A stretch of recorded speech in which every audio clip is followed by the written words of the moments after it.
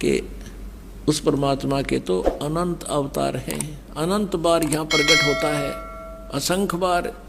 और ये 9 चित्तों बुद्धिनाश, यानी बुद्धिहीन लोग केवल 9 ही अवतार मानते हैं, और वो खालिक खेल खलक में, ये इन 9 अवतारों को ही भगवान मान रहे हैं। उस परमात्मा के अनंत अवतार हैं और वो खालिक खेल खलक में 6 ऋतु 12 मास।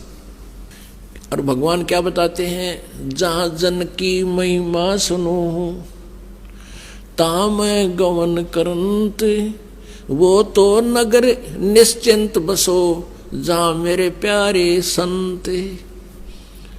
अब जो वेद बताते हैं वो परमात्मा गति करके आता है और हमारे आध्यात्मिक यज्ञ में आता है, आध्यात्मिक अनुष्ठानों में भी वो गुप्त रूप में रहता है और अच्छी आत्माओं को आकर मिलता है।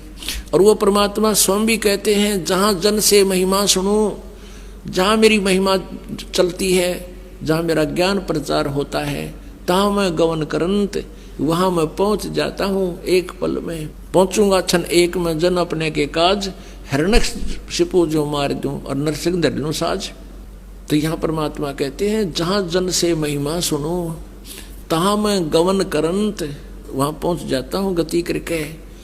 और वो तो नगर निश्चिंत रहो जहाँ मेरे प्यारे संत, जहाँ मेरी प्यारी आत्मा है, कहते हैं उस नगरों को भी हानि नहीं होने दूंगा। पवित्र बाइबल में लिखा है, एक जगह कहते हैं एक व्यक्ति के पास भगवान पहुंच गए और उन्होंने कहा कि ऐसे ऐसे उस नगर में बहुत हाहाकार मच रही है और लोग अन्यायी हो गए हैं, उस नगर को मैं नाश करूंगा।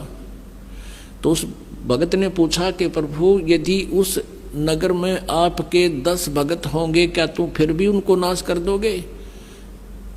कि नहीं, यदि मेरे 10 भगत भी होंगे तो भी उस नगर को मैं नाश नहीं करूंगा। फिर पूछा कि वहां आपके यदि 2 भक्त होंगे तो भी नाश कर दोगे? कि नहीं, मेरा 1 भक्त भी होगा तो भी मैं उस नगर का नाश नहीं करूंगा। तो पुण्यात्माओं, यहाँ वही परमात्मा कहते हैं, जहां जन की महिमा सुनो तहाँ मैं गवन करंत, और वो तो नगर निश्चिंत रहो जहां मेरे प्यारे संत। पुण्यात्माओं, 1 भगत के कारण भी एक नगरी बसी रहती है, तो वो कितने निकम्मे आदमी है। तो इसलिए कहते हैं, संत ना होते जगत।